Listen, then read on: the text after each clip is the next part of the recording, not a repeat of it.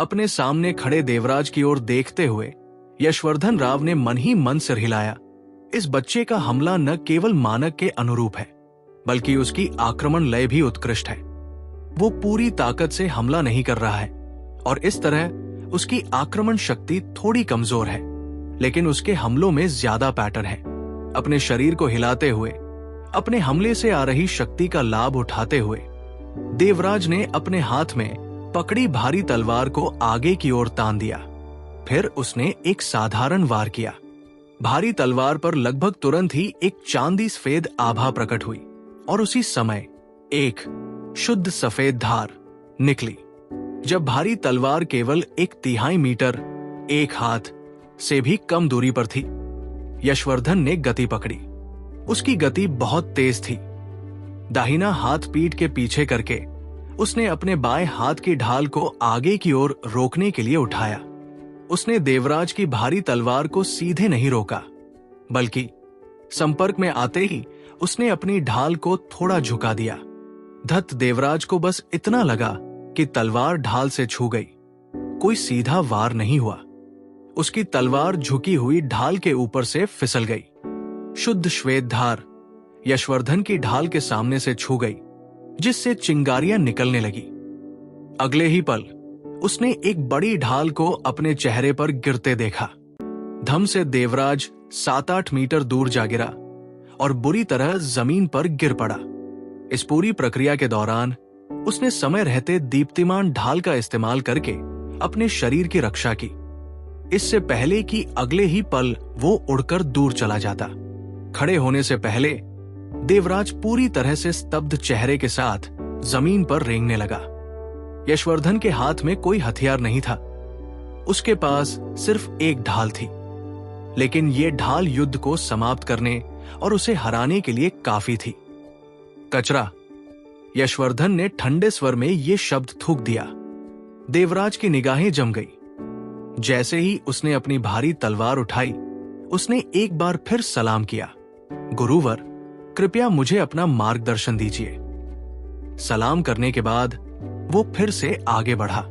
जो शूरवीर गोल गोल दौड़ रहे थे, वे सब इस मुकाबले को देख रहे थे और देवराज को इस तरह पिटने के बाद उठते देख वे बस एक दूसरे को निराशा से देख रहे थे।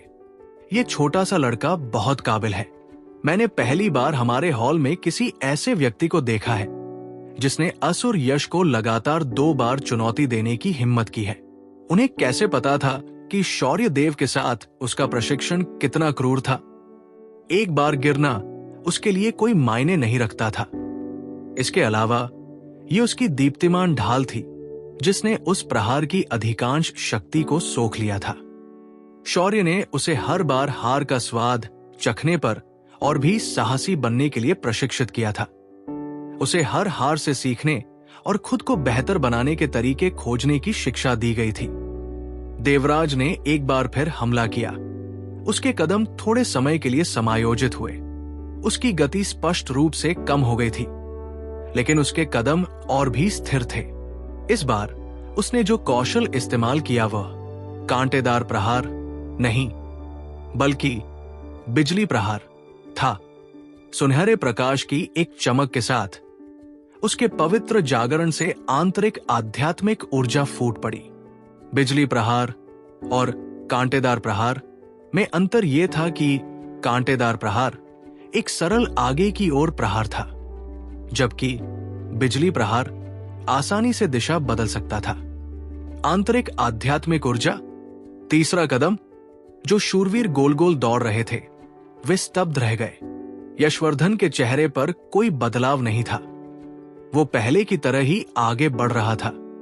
उसकी ढाल पहले की तरह ही उसे रोकने के लिए तैयार थी। भारी तलवार ढाल से टकराते ही एक तीखी आवाज निकली, लेकिन इस बार देवराज ने उसे थोड़ी देर के लिए ही संपर्क में रहने के बाद वापस ले लिया और उसका संतुलन अभी तक नहीं बिगड़ा था। हालांकि यशवर्धन के हाथ में ढाल देवराज के पास आ रही थी। ये बिल्कुल उसकी पिछली चाल की तरह था। एक धक्का, झपट्टा और ढाल अवरोध। देवराज ने अपनी दीप्तिमान ढाल उठाई और अपने सामने मजबूती से अवरोध खड़ा कर दिया। धमाके से देवराज का शरीर एक बार फिर उड़ गया। इस बार वो पिछली बार से कहीं ज्यादा बेरमी से गिरा, कुछ सेकंड तक हाफता रहा और फिर एक बार फिर खड़ा हो गया। क्या तुम जानते हो कि मैं तुम्हें अभी क्यों हरा पाया? यशवर्धन ने उदास स्वर में पूछा। देवराज की भौहें सिकुड़ गई और उसने बिना किसी हिचकिचाहट के उत्तर दिया, क्योंकि तुमने मुझसे कहीं ज्यादा प्रशिक्षण लिया है। यशवर्धन ने सिर हिलाया। सही। और क्या तुम मानते हो कि यह अनुचित है कि मैं तुमसे लड़ने के लिए अपनी आंतरिक आध्यात्मिक ऊर्जा पर निर्भर हूं, भले ही मैं कोई कौशल इस्तेमाल न कर रहा हूं? देवराज ने थोड़ी देर हिचकिचाने के बाद एक बार फिर सिर हिलाया। यशवर्धन ने तिरस्कार से भरकर कहा, मूर्ख, युद्ध भूमि में यदि तुम्हारा सामना किसी ऐसे शत्रु से हो जो तुमसे कहीं अधिक शक्तिशाली हो, तो क्या तुम ऐसी शिकायत करोगे? यदि हां, तो तुम केवल नर्क में ही शिकायत कर पाओगे। एक कहीं अधिक शक्तिशाली शत्रु का सामना करते हुए तुम्हें अपनी सीमाओं को पार करके अंतर को पाटना होगा। अपनी रक्षा के लिए प्रतिद्वंद्वी को हर तरह से, चाहे वो अनुचित ही क्यों न हो, हराना होगा। देवराज ने कुछ देर सोचा, फिर उसके प्रतिभाशाली चेहरे पर दृढ़ निश्चय का भाव आया और उसने दृढ़ता से सिर हिलाया। मैं समझ गया, धन्यवाद गुरु। ये कहते हुए उसने एक बार फिर उनका सामना किया और सलामी देते हुए कहा, कृपया मुझे अपना मार्गदर्शन दे गुरु। यशवर्धन ने शांत स्वर में उत्तर दिया, क्या तुम सचमुच समझते हो? एक बार फिर मुझ पर आओ। इस बार मैं तुम्हें नीचे गिराने के लिए और भी ज्यादा ताकत लगाऊंगा। कृपया मुझे अपना मार्गदर्शन दीजिए गुरुवर। देवराज चिल्लाया। उसकी निगाहें उसके युवा रूप और सुंदर चेहरे के विपरीत एक जिद्दी और दृढ़ चमक से भरी थी। आओ। पहले की तरह यशवर्धन के चेहरे पर एक ठंडा भाव था। धावा बोलो और कूदो। इस बार देवराज बहुत ऊंचा कूदा था और उसकी भारी तलवार जो चमक रही थी यशवर्धन की ओर बढ़ी। मूर्ख। यशवर्धन ने देवराज को गुस्से से देखा, ये जानते हुए कि प्रतिद्वंद्वी कहीं ज्यादा शक्तिशाली है, फिर भी हवा में कूदना, क्या ये मौत को तरजीह देने जैसा नहीं था? लेकिन यशवर्धन की आंखों में जो गुस्सा था वो जल्द ही आश्चर्य में बदल गया, क्योंकि इसी समय कूदा हुआ देवराज अप्रत्याशित रूप से यशवर्धन के सिर के ऊपर आ पहुंचा था। उसके हाथ में भारी तलवार यशवर्धन की पीठ पर निशाना साध रही थी, लेकिन ऐसा लग रहा था जैसे देवराज अपना संतुलन खो चुका था। फिर भी यशवर्धन को उसकी अगली चाल का अंदाजा नहीं था, क्योंकि वह देवराज की आंखों में देख रहा था। देवराज, जो अभी अभी स्वाभाविक रूप से असफल हुआ था, कि आंखें पहले की तरह ही अडिग और दृढ़ थी। आधा चक्कर लगाते हुए यशवर्धन की ढाल हवा में लहराई। तभी देवराज, जो कुछ देर पहले अपना संतुलन खो बैठा था, अचानक हिल गया। उसके हाथ में पकड़ी भारी तलवार से अब तक जो हल्की रोशनी निकल रही थी वो अचानक गायब हो गई। दीप्तिमान ढाल उसकी छाती के सामने रखी गई और उसने आकाश में एक छोटी सी घुमावदार गति की। यशवर्धन द्वारा उत्सर्जित आध्यात्मिक ऊर्जा प्रचंड थी। उसकी ढाल का रंग बदल गया था, हालांकि वो उसे धीरे धीरे हिला रहा था। फिर भी वो देवराज को आसानी से रोक पाया। उसका पूरा शरीर उसी समय घूम गया था। भारी तलवार को जमीन में धकेला गया और देवराज के चारों ओर एक भव्य प्रकाश प्रकट हुआ। स्वर्गीय युद्ध व्यूह, एक तृतीय चरण शूरवीर कौशल। यशवर्धन ने कल्पना भी नहीं की थी कि देवराज इतने नजदीक से ऐसा तरीका अपनाएगा। उसका शरीर इतना मजबूत और लचीला था कि हवा में रहते हुए भी वो अपनी कदकाठी बदल सकता था। उसी समय उसने अपनी ढाल उठाई। इस स्वर्गीय युद्ध व्यूह के स्तर की आध्यात्मिक ऊर्जा यशवर्धन को नुकसान नहीं पहुंचा सकती थी, लेकिन इसका प्रभाव उसकी ढाल वाली भुजा पर पड़ा, जिससे वो अपनी ढाल की स्थिति को समायोजित नहीं कर सका। उसने अपने शरीर से सुनहरे रंग की ऊर्जा का एक विशाल विस्फोट भी छोड़ा, जिससे एक सुरक्षात्मक आभा बनी। जमीन में धंसी भारी तलवार का उपयोग करके देवराज ने स्वर्गीय युद्ध व्यूह पूरा किया। उसी समय उसने अपने शरीर को स्थिर किया और अपने बाएं हाथ की दीप्तिमान ढाल का उपयोग करके एक क्षैतिज प्रहार किया। दीप्तिमान ढाल से निकलती चमकदार सुनहरी रोशनी के साथ, जो उसके पहले हमले के बाद से इस्तेमाल की गई सबसे चमकदार थी, देवराज ने यशवर्धन की कमर पर वार किया। यशवर्धन राव का दाहिना हाथ, जो अब तक उसकी पीठ के पीछे था, आखिरकार हिला और दीप्तिमान ढाल को पकड़ लिया। लेकिन उसकी आंखों का आश्चर्य अचानक विस्मय में बदल गया। उसके हाथ से एक चमकदार सुनहरी रोशनी निकली। उसने शरीर की रक्षा करने वाली एक आध्यात्मिक ऊर्जा भी छोड़ी। हालांकि सुनहरी रोशनी से टकराने पर वो क्षण भर के लिए आधा कदम पीछे हट गया। देवराज भी हैरान था। उसने अपनी तरफ से हर संभव कोशिश की थी। दीप्तिमान ढाल से निकलती रोशनी का विस्फोट चमकता सूर्य प्रकाश प्रहार था, जो एक चौथे चरण का शूरवीर कौशल था। यह अब तक का उसका सबसे शक्तिशाली कौशल भी था। ढाल की धार तेज न होने के कारण यशवर्धन उसे एक ही हाथ से पकड़ सकता था। इससे पता चलता था कि उनके बीच कितनी दूरी थी। यशवर्धन का दाहिना हाथ आगे की ओर था, लेकिन देवराज 3-4 कदम पीछे हट गया था। ठीक है, तुम जीत गए। तुम्हारे बाहरी रूप रंग की वजह से मैंने तुम्हें कम आंका था। यही मेरी बड़ी भूल थी। मुझे ये शिक्षा देने के लिए धन्यवाद। ये कहते हुए यशवर्धन ने अपने दाहिने हाथ से अपनी छाती पर मुट्ठी बांध ली और देवराज की ओर मुंह करके शूरवीरों को सलामी दी। देवराज ने जल्दी से सलामी का जवाब दिया। आपके मार्गदर्शन के लिए धन्यवाद, गुरुवर। जो शूरवीर अभी भी दौड़ रहे थे, वे पूरी तरह रुक गए थे। उनकी आंखें चौड़ी हो गई थी और मुंह एक तरफ खुला हुआ था। हालांकि उन्होंने ये नहीं देखा कि यशवर्धन कैसे हार गया, फिर भी वे इस दृश्य को देखकर हैरान थे। खासकर जब उन्होंने इस असुर यश को एक शिष्य को सलामी देते देखा। ये बिल्ली को चूहे को चूमते देखने जैसा अकल्पनीय था। क्या कर रहे हो? अपने पिता की बातों को मजाक समझ रहे हो? वापस दौड़ो 50 चक्कर और अगले ही पल वो असुर यश, जिसे वे अपने मन में याद करते थे, फिर से प्रकट हो गया। उसकी धमकी भरी दहाड़ ने बाकी शूरवीरों को डरा दिया और वे सभी जल्दी से अपने चक्कर फिर से शुरू करने लगे। तुम मेरे साथ आओ, असुर यश ने ठंडी आवाज में यह वाक्य कहा और फिर पीछे मुड़कर चलने लगा। देवराज जल्दी से उसके पीछे पीछे चला गया और यशवर्धन के पीछे नाइटमैन हॉल में दाखिल हुआ। एक विशालकाय व्यक्ति वहां बहुत देर से इंतजार कर रहा था।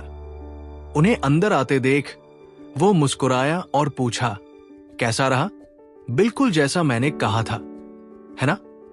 नलिन हॉल मास्टर, देवराज ने कुछ हैरान स्वर में कहा। वहां मौजूद विशालकाय व्यक्ति नलिन सेन था। इस बार वो एक बूढ़े लोमड़ी की तरह दिखाई दिया और देवराज और यशवर्धन को अपना चमकता हुआ चेहरा दिखा रहा था। मोटा कमीना, यशवर्धन ने ठंडे स्वर में जोर से हम्फ कहा। नलिन सेन हंसा और बोला, ज़ॉम्बी फेस, इस बार हम सूरजगढ़ हॉल में हैं। लेकिन क्या तुम इतने घमंडी बने रहोगे? वैसे मैं तुम्हें उसकी उम्र बताना भूल गया। देवराज, क्या तुम अभी 12 साल के हो गए हो? देवराज ने सिर हिलाया और जवाब दिया, मैं 4 महीने में 12 साल का हो जाऊंगा। क्या? जैसे ही पहले से ठंडे यशवर्धन ने उसकी बात सुनी, उसके चेहरे पर आखिरकार कुछ बदलाव दिखाई दिए। ऐसा लग रहा था मानो उसके हाव भाव में एक साथ सदमा और कट्टरता झलक रही हो। अभी 12 नहीं हुए?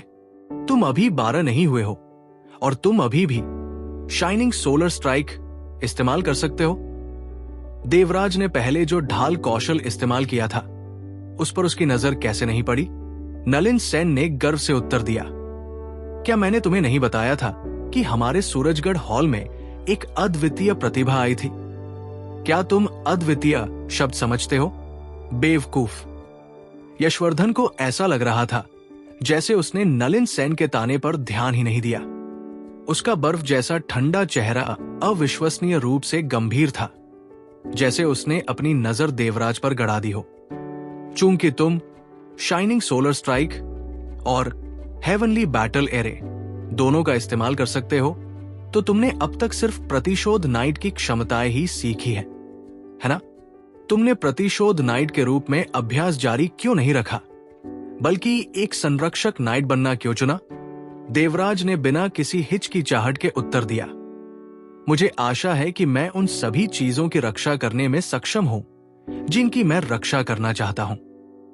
आखिरकार पिताजी ने मुझे बताया था कि एक व्यक्ति की शक्ति सीमित होती है।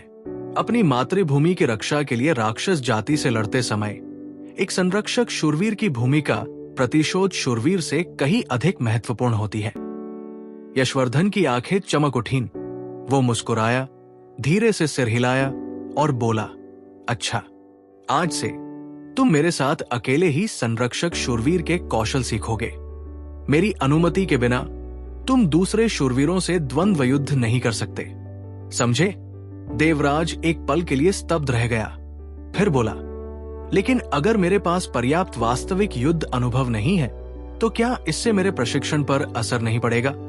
यशवर्धन ने ठंडे स्वर में गुनगुनाया, मुझे हराने के बाद कहना। अभ्यास के मैदान में जाओ और वहां मेरा इंतजार करो। हां, देवराज ने कुछ उलझन भरे भाव से उत्तर दिया। फिर नलिन सेन को सलाम करके मुड़ा और चला गया। उसे जाते हुए देखकर यशवर्धन धीरे धीरे उत्तेजित हो गया। साले, तुझे इतना खजाना कहां से मिला? नलिन सेन ने विजयी भाव से कहा। ज़ॉम्बी फेस, क्या तुम्हें अभी तक सेवा मिली है? कल जब मैंने तुम्हें यह सब बताया था तब तुम्हें मुझ पर विश्वास नहीं हुआ था। क्या अब तुम्हें विश्वास है? इस नन्हे से बच्चे के हमारे साथ आने से भविष्य में हमारा सूरजगढ़ ब्रांच हॉल जगमगा उठेगा और शायद इसका दर्जा चीफ हॉल के स्तर तक बढ़ जाएगा। तुम उन लोगों को भी दिखा पाओगे जो तुम्हारा तिरस्कार करते थे कि तुम्हारा शिष्य कितना शक्तिशाली है। यशवर्धन ने नलिन सेन के दिखावे को अनदेखा कर दिया। उसने एक पल सोचा और कहा, क्या तुम जानते हो कि इस नन्हे से बच्चे की आंतरिक आध्यात्मिक ऊर्जा कितनी ऊंची है? नलिन सेन ने सिर हिलाया और जवाब दिया, मुझे नहीं पता। मैंने उससे पूछने की कोशिश की, लेकिन वो मुझे बताने को तैयार नहीं था। हालांकि मैंने उसकी आध्यात्मिक ऊर्जा का परीक्षण किया और वह 268वें स्तर पर थी। इसलिए ऐसा लगता है कि इस नन्हे जीव की जन्मजात आंतरिक आध्यात्मिक ऊर्जा 40 से कम नहीं हो सकती। हो सकता है कि वो उससे भी ज्यादा हो। लेकिन आप ये क्यों पूछ रहे हैं? क्या आपको उच्च जन्मजात आंतरिक आध्यात्मिक ऊर्जा वाले लोगों से व्यवहार करने से नफरत नहीं थी? यशवर्धन के बर्फ जैसे ठंडे चेहरे पर अचानक एक अजीब सा भाव आ गया। अगर जन्मजात परिवर्तन संभव होता तो आज का मैं सिर्फ एक पृथ्वी शूरवीर के स्तर तक सीमित न होता। अगर मेरी जन्मजात आध्यात्मिक ऊर्जा 50 होती तो मैं अनिवार्य रूप से एक दिव्य शूरवीर बन जाता। लेकिन जिस घृणित स्वर्ग ने मुझे ज्ञान और समझ देने का फैसला किया, उसने मुझे जन्मजात क्षमता से वंचित कर दिया। नलिन सेन की मोटी हथेलियों ने उसके कंधे पर थपथपाया। ठीक है, सबको और हर चीज को दोष मत दो, सिर्फ अपने आप को। क्या इस बालक देवराज के आगमन ने तुम्हें अपनी प्रतिभा का उपयोग करने का अवसर नहीं दिया? भले ही तुम उस स्थान पर बैठने का लक्ष्य न बना सको, तुम्हारा शिष्य तो रख सकता है। क्या ये वही बात नहीं है? यशवर्धन ने एक गहरी सांस ली। उसके ठंडे चेहरे पर उत्साह दिखाई दिया जो धीरे धीरे लाल होता गया। शुक्रिया मोटे कमीने। नलिन सेन हंसे। तुम अभी मुझे ऐसा ही कह रहे हो? असल में अगर तुम न होते तो मैं ये 150 किलो 300 सैर मोटा मांस युद्ध के मैदान में ही छोड़ देता। यशवर्धन ने धीमी आवाज में कहा, तुम्हें कुछ काम निपटाने में मेरी मदद करनी होगी। पहला, आज से शूरवीरों की परीक्षाएं देने के अलावा मैं गठबंधन के बाकी दायित्वों से स्वतंत्र रहना चाहता हूं। दूसरा, खबरों को ब्लॉक करना। मैं खास तौर पर चाहता हूं कि इस बच्चे की उम्र की खबरें पूरी तरह से छिपाई जाए, खासकर हम दूसरे हॉल मास्टर्स या ब्रांच हॉल्स को इसकी जानकारी नहीं दे सकते। 2 साल बाद होने वाले जादुई चयन और टूर्नामेंट के दौरान मैं इस बच्चे के कारनामे से दुनिया को चौंकाना और चकित करना चाहता हूं। ठीक है, कोई बात नहीं, बस ज़ॉम्बी फेस, मैं नहीं चाहता कि तुम सफलता की तलाश में बहुत अधीर और उत्सुक हो जाओ। परिस्थितियां कैसी भी हों, तुम इस बच्चे को नुकसान नहीं पहुंचा सकते। आखिरकार जरूरत से ज्यादा उत्साही होने का उल्टा ही असर होगा। यशवर्धन राव ने धीमी आवाज में कहा, यह बच्चा आपकी कल्पना से भी ज्यादा मजबूत है। मैं उसमें अपनी आशा देख सकता हूं, उसकी उम्र और प्रतिभा की वजह से नहीं, बल्कि उसकी दृढ़ता की वजह से। शूरवीर के 10 मानदंडों से उसने कम से कम साहस और दृढ़ता तो सीख ही ली है। इसके अलावा वो एक ऐसा बच्चा है जो कभी हार नहीं मानता, और इसके अलावा उसकी अवलोकन क्षमता और असीम कल्पनाशीलता भी है। हालांकि 2.5 साल की अवधि कम है, मुझे विश्वास है कि वो पूरे मंदिर को उतना ही चौंका देगा जितना उसने मुझे चौंकाया था। नलिन सेन ने हल्के से सिर हिलाया। मेरे पास अब भी वही शब्द है, ज्यादा अधीर और उत्सुक मत बनो। मैं तुम्हें इस बच्चे की उत्पत्ति के बारे में नहीं बता सकता, लेकिन निकट भविष्य में वो हमारी मानवता की नई आशा बन सकेगा। यशवर्धन हंसा। आखिरकार उसके बर्फ जैसे ठंडे चेहरे पर मुस्कान आ गई। सच कहूं तो ये उसके रोते हुए चेहरे से भी बदसूरत था, लेकिन नलिन सेन को यकीन था कि वो मुस्कुरा रहा था। उसके चेहरे पर लगभग 10 सालों से न दिखाई देने वाली एक मुस्कान आखिरकार प्रकट हुई। हंसते हुए यशवर्धन चला गया और उसकी आवाज नलिन सेन के कानों में आखिरी बार गूंजी। मैं इस बच्चे को तुमसे भी ज्यादा अनमोल समझता हूं। ये मेरे सपने का ही विस्तार है। देवराज को जरा भी अंदाजा नहीं था कि अपने पिता के प्रशिक्षण रूपी बाग की मांद से आजाद होने के बाद वो एक पक्षपाती शैतान असुर के चंगुल में फंसने वाला है। उस दिन के बाद से नाइट टेम्पल सूरजगढ़ हॉल के मुख्य प्रशिक्षक, जिन्हें असुर के उपनाम से जाना जाता था, यशवर्धन राव ने अंततः नाइटमैन हॉल के मुख्य प्रशिक्षक का पद छोड़ दिया और नलिन सेन को व्यक्तिगत रूप से ये कार्यभार संभालने दिया। और उस किशोर प्रतिभाशाली शूरवीर की अल्पकालिक कथा भी उसके साथ ही लुप्त हो गई। बहुत से लोगों ने अनुमान लगाया कि ये युवा शूरवीर शायद किसी बड़े नायक का वंशज है, लेकिन यशवर्धन ने उसे धमकाया और ये महत्वपूर्ण व्यक्ति क्रोधित होकर असुर यश को उसके पद से हटा दिया। बहरहाल शूरवीरों के लिए ये एक खुशी की बात थी कि आखिरकार उन्हें अब रोजाना उस ज़ॉम्बी का चेहरा नहीं देखना पड़ा, नहीं उस नर्क जैसे प्रशिक्षण से गुजरना पड़ा। दिन ब दिन समय बीतता गया और यहां तक कि जिस व्यक्ति से देवराज सबसे ज्यादा परिचित था, लीना सिन्हा, भी उसे अक्सर नहीं देख पाती थी। उसे बस इतना पता था कि उसे असुर यश का मार्गदर्शन मिल रहा है। जब वे एक दूसरे से मिलते भी थे तो देवराज असुर यश द्वारा इस्तेमाल की जाने वाली प्रशिक्षण पद्धति का खुलासा करने से बचता था।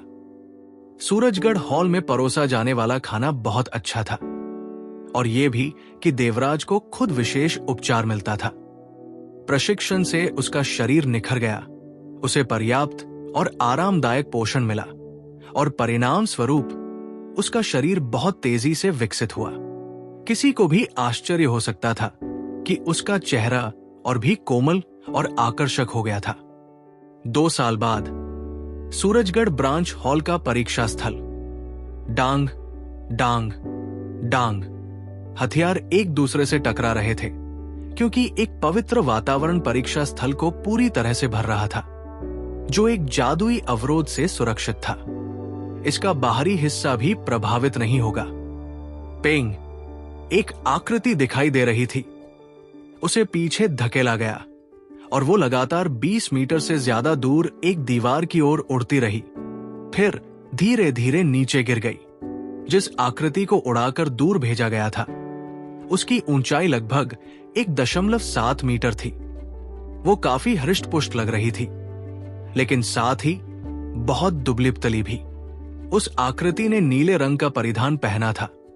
उसके बाल काले थे, पुतलियां पीली थी, होंठ चटक लाल थे भौहें बेहद मुलायम थी और त्वचा सफेद और नाजुक थी, जहां जरा भी रोम छिद्र नहीं थे। अगर ये आकृति क्रॉस ड्रेसिंग करती तो उसका रूप बिल्कुल स्वाभाविक लगता। देवराज, उठो। कमीने, मैंने तुम्हें क्या सिखाया? जब तुम्हारा विरोधी तुमसे कहीं ज्यादा ताकतवर हो तो सीधा टकराव सबसे अनुपयुक्त विकल्प होता है। मुझे ये मत कहो कि क्योंकि मैंने अभी कहा कि तुम कमजोर हो इसलिए तुम अब और नहीं लड़ सकते। एक संरक्षक शूरवीर का सबसे महत्वपूर्ण गुण धैर्य माना जाता है। एक बार फिर। हाँ, उड़ाकर भेजे गए इस युवक को निस्संदेह असुर यश ने व्यक्तिगत रूप से प्रशिक्षित किया था। इन 2 वर्षों में उसने जो आश्चर्यजनक विकास किया वो प्रशिक्षण के कारण ही था। असुर यश की तुलना देवराज के पिता से नहीं की जा सकती थी, लेकिन उनके मार्गदर्शन में प्रशिक्षण लेते समय देवराज को यह धीरे धीरे महसूस हुआ कि ये असुर गुरु उसके पिता से कई मायनों में अलग था, खासकर उनकी विशेषज्ञता के क्षेत्र में, कौशल की समझ और निपुणता में वो अपने पिता जितना अच्छा तो बिल्कुल नहीं था, लेकिन उसने अभ्यास को प्राथमिकता दी। निसंदेह असुर यश के मार्गदर्शन का पालन करना कोई सुखद बात नहीं थी। प्रशिक्षण के प्रति उसका स्वभाव उसे उसकी उपाधि के योग्य बनाता था। वो हमेशा असंतुष्ट दिखता था और बिना रुके उसे पीटता रहता था। देवराज के युद्ध अनुभव से असुर यश पूरी तरह संतुष्ट था। असुर यश ने देवराज को जिस प्रकार का युद्ध प्रशिक्षण दिया वो शौर्य देव द्वारा दिए गए प्रशिक्षण से भिन्न था। शौर्य ने आध्यात्मिक ऊर्जा का बिल्कुल भी उपयोग नहीं किया, बल्कि केवल तकनीक पर निर्भर रहकर देवराज पर आक्रमण करके अपने कौशल का प्रशिक्षण किया। हालांकि असुर यश के साथ ऐसा नहीं था। वो मानो नर्क से आया कोई गुरु हो, हर लड़ाई में पूरी ताकत लगा देता और ज्यादा से ज्यादा जरा भी दया नहीं दिखाता। फिर भी वो देवराज की हड्डियों और मांसपेशियों को कभी नुकसान नहीं पहुंचाता। ये एक आम मामला है जहां ताकतवर कमजोर पर धौंस जमाता है। ऐसे दमनकारी माहौल में देवराज की विकास की गति आश्चर्यजनक थी। हर दिन वो बैठे हुए ध्यान प्रशिक्षण से पहले पूरी तरह से थक जाता, लेकिन उसके शरीर की क्षमता धीरे धीरे सामने आ रही थी। फिर भी इस गुरु और शिष्य के बीच का अंतर वाकई बहुत बड़ा था। रोजाना साधना प्रशिक्षण के बावजूद सिर्फ 2 साल इसकी भरपाई नहीं कर सकते थे। हालांकि देवराज की साधना की गति धीरे धीरे तेज होती जा रही थी, फिर भी उसके और असुर यश के बीच बहुत बड़ा अंतर बना हुआ था। दरअसल 10वें स्तर तक पहुंचने के इच्छुक असली शूरवीरों को अपनी आध्यात्मिक ऊर्जा को 201वें स्तर से 500वें स्तर तक साधना करना होता है, लेकिन पृथ्वी शूरवीरों के लिए आवश्यकताएं 2000वें से 4000वें तक फैली हुई है। दोनों चरणों के बीच का अंतर लगभग 10 गुना है और ये किसी भी व्यवसाय पर लागू होता है। इस अंतर का कारण यह है कि जैसे जैसे चरण ऊंचा होता जाता है, रैंकिंग में वृद्धि की कठिनाई बहुत बढ़ जाती है। उदाहरण के लिए देवराज के पिता दिव्य शूरवीर शौर्य देव का 9वें चरण के व्यवसाय का आध्यात्मिक ऊर्जा स्तर कम से कम 10,000 था। डैंग। समय समाप्त हो गया है। 2 लगातार टकराने वाली ध्वनियां लगभग एक ही समय पर गूंजी और परीक्षा स्थल पर लड़ाई अंततः रुक गई। 2 लगातार ध्वनियों का कारण सरल था। देवराज ने यशवर्धन की भारी तलवार को रोकने के लिए अपनी दीप्तिमान ढाल का सहारा लिया। गुरु और शिष्य दोनों से एक घनी सुनहरी आभा निकली। हालांकि यशवर्धन ने कहा कि समय समाप्त हो गया है, देवराज ने जरा भी लापरवाही नहीं दिखाई। ये शिक्षक अक्सर अपने कार्यों से देवराज को आश्चर्यचकित कर देता था, जैसे छिपकर हमला करना। तुम इस सामने वाले हमले को रोक पा रहे हो, भले ही तुम दीप्तिमान ढाल पर निर्भर हो। इसका मतलब है कि तुम्हारी आध्यात्मिक ऊर्जा ने पहले ही एक सफलता प्राप्त कर ली है। 1 घंटा आराम करो, फिर हम तुम्हारी आध्यात्मिक ऊर्जा का परीक्षण करेंगे। ये शब्द कहते ही यशवर्धन के बर्फ जैसे ठंडे चेहरे पर मुस्कान आ गई। हर बार जब देवराज को उड़ाया जाता तो वो जानबूझकर मुस्कुराता हुआ चेहरा दिखा देता। बेशक देवराज ने कभी भी अपने चेहरे के भाव को मुस्कान नहीं समझा। उसे बस यही लगा कि उसके कठोर चेहरे की मांसपेशियां अचानक फड़क रही हैं। और इस तथ्य के अलावा कि उसका चेहरा और भी ज्यादा क्रूर लग रहा था, इसका एक और असर भी हुआ। हाँ, 1 घंटे बाद धमाका। एक चमकदार रोशनी ने पूरे परीक्षा स्थल को क्षण भर के लिए रोशन कर दिया, मानो उस पर सोने की एक परत चढ़ गई हो। यशवर्धन राव ने मन ही मन सिर हिलाया। 1014। बहुत बढ़िया, आखिरकार तुमने भी मेरी तरह 1000 का आंकड़ा पार कर लिया। मैंने 6 साल पहले ही 5वें चरण की 5वीं रैंक पर अपनी प्रगति रोक दी थी। मेरा वर्तमान आध्यात्मिक ऊर्जा स्तर लगभग 3000वें स्तर पर है। अगर कोई ये दृश्य अपनी आंखों से देखे और देवराज की सही उम्र जाने, तो वो शायद इतना हैरान हो जाएगा कि उसका जबड़ा खुला रह जाएगा। हर आध्यात्मिक ऊर्जा स्तर एक बाधा बनता जा रहा था, इसलिए हर चरण की आखिरी रैंक को पार करना वाकई मुश्किल था। यशवर्धन खुद 3000वें स्तर की बाधा से रुका हुआ था और 6 साल तक वो उसे पार नहीं कर पाया। अपनी तमाम कोशिशों और चतुराई के बावजूद वो उसे पार नहीं कर पाया। हालांकि उसे अच्छी तरह याद था कि लगभग 1 हफ्ते पहले उसने देवराज की आध्यात्मिक ऊर्जा का परीक्षण किया था और वो अभी भी लगभग 980वें स्तर पर थी। दूसरे शब्दों में, 1 हफ्ते के भीतर ही उसकी आध्यात्मिक ऊर्जा बढ़ गई और 30 स्तर प्राप्त कर लिए, जबकि उसने अभी अभी एक बाधा को पार किया था। देवराज, इन कुछ दिनों में जब तुम अभ्यास कर रहे थे, क्या तुम्हें कोई सुस्ती महसूस हुई? यशवर्धन ने पूछा। देवराज ने सिर हिलाया। नहीं हुई, हमेशा की तरह। यशवर्धन, जिसे इस उत्तर की उम्मीद नहीं थी, घबराहट में चीख पड़ा।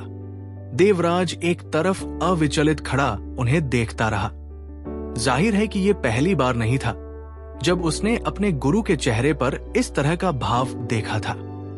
काफी देर बाद यशवर्धन का मन कुछ स्थिर हुआ और उसने ठंडे स्वर में कहा, वापस जाओ और अपना सामान समेट लो। कल तुम मेरे साथ बाहर जाओगे। हाँ। देवराज ने अपनी दीप्तिमान ढाल और भारी तलवार रख दी और मुड़ने से पहले अपने गुरु के सामने सम्मानपूर्वक शूरवीर की सलामी दी।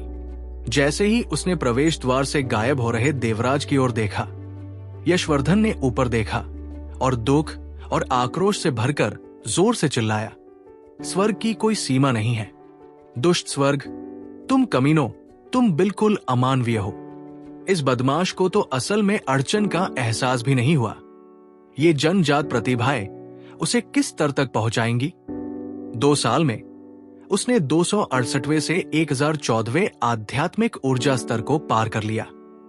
हे भगवान, क्या मंदिर के इन कमीनों ने नहीं कहा था कि 20 साल से कम उम्र में आध्यात्मिक ऊर्जा का विकास बहुत तेज नहीं हो सकता, और 20 साल की उम्र के बाद ही ये सचमुच तेज हो सकता है? दैवीय लंडों का झुंड, क्या तुमने देखा? 13 साल का और एक 000 वह आध्यात्मिक ऊर्जा स्तर, भाड़ में जाए। 4थे दर्जे का ग्रैंड नाइट। मैं इस तरह की प्रतिभा का 5वां हिस्सा भी नहीं हूं। मैं तुम्हारा पिता एक रेडिएंट नाइट भी नहीं हूं। देवराज अपने कमरे में वापस आया, नहाया और साफ कपड़े पहने। उसने सादा खाना खाया और अभ्यास के लिए वापस जाने ही वाला था कि तभी किसी के दस्तक देने की आवाज सुनाई दी।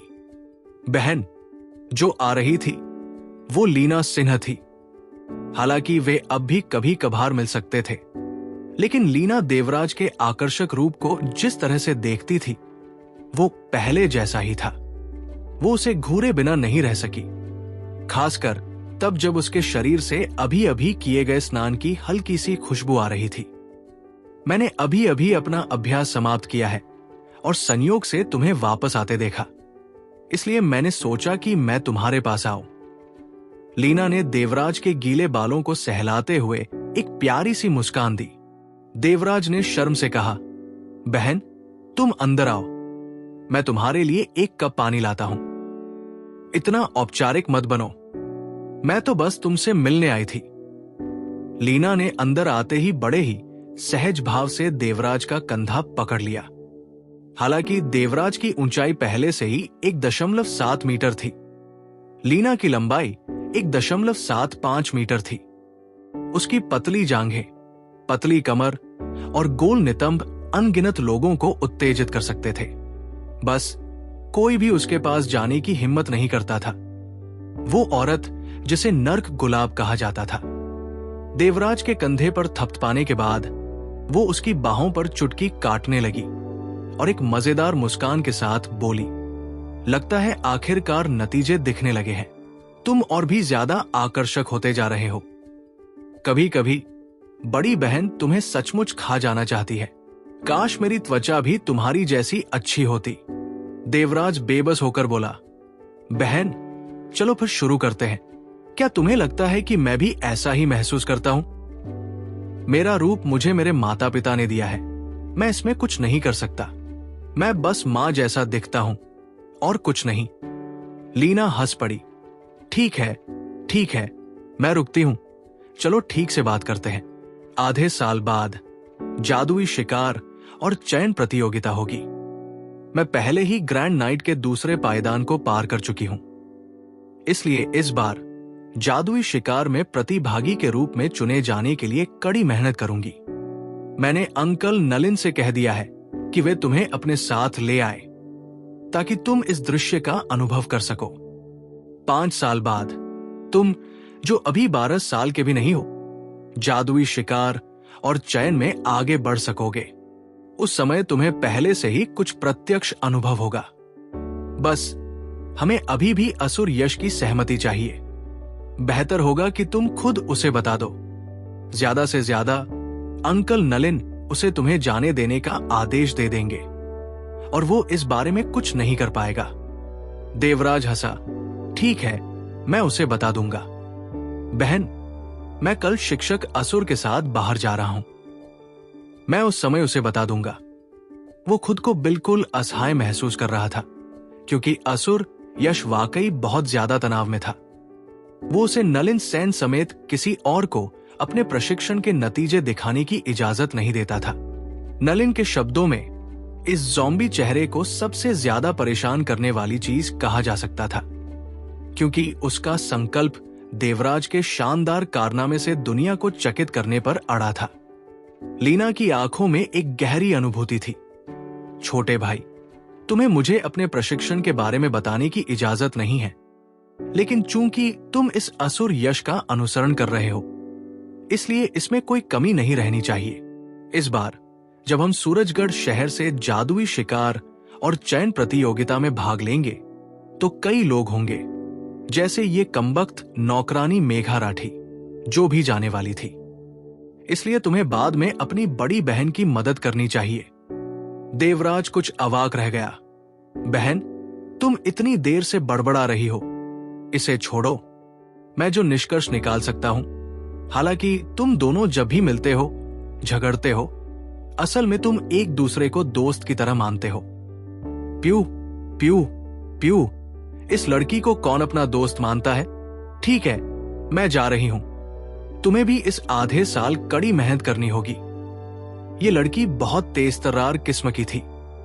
उसके जाते हुए चेहरे को देखकर देवराज को एक बहुत ही गर्मजोशी का एहसास हुआ। अपने माता पिता को छोड़ने के बाद उसे बस अपनी बड़ी बहन से ही स्नेह मिल सकता था।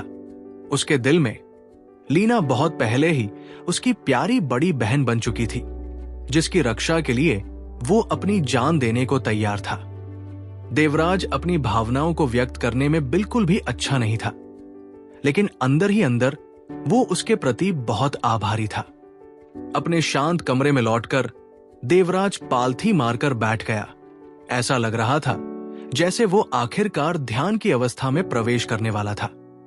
प्रतिभाशाली लोग हमेशा सफल नहीं होते।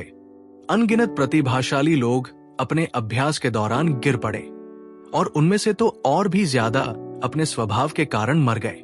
देवराज की प्रशिक्षण गति अविश्वसनीय रूप से तेज थी, लेकिन उसकी मानसिक स्थिति उसकी जन्मजात प्रतिभाओं जितनी ही महत्वपूर्ण थी। एक शांत मानसिक स्थिति के साथ कदम दर कदम आगे बढ़ते हुए उनके अभ्यास के दौरान उन्हें कोई विचलित करने वाला विचार नहीं आया। उनकी मन स्थिति सामान्य लोगों की तुलना में कहीं बेहतर थी। ऐसा लग रहा था जैसे आध्यात्मिक ऊर्जा की एक कोमल लहर उनके चारों ओर लहरा रही हो। उनके शरीर से एक मंद चमकती हुई रोशनी भी फैलती हुई दिखाई दे रही थी। उनकी छाती पर एक और रोशनी और भी तेज चमक रही थी। इस रोशनी का स्पंदन और उतार चढ़ाव उनके दिल की धड़कन की गति से मेल खाता हुआ प्रतीत हो रहा था।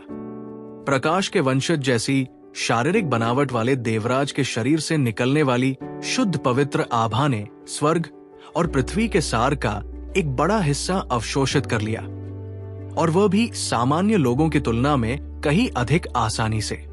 सबसे महत्वपूर्ण बात यह थी कि जैसे जैसे वो प्रशिक्षण ले रहे थे, उनकी आंतरिक आध्यात्मिक ऊर्जा निरंतर बढ़ रही थी।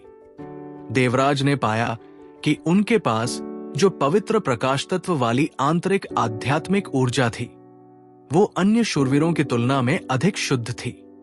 ये बात उन्होंने संरक्षक शूरवीर कौशल का अभ्यास करते समय अनुभव की।